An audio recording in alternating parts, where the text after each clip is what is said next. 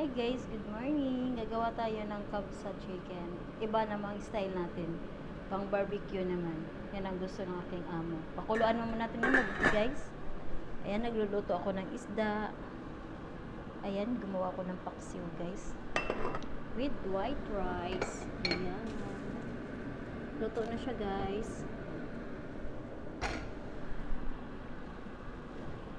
Ayan, luto na siya guys. Kakain na tayo.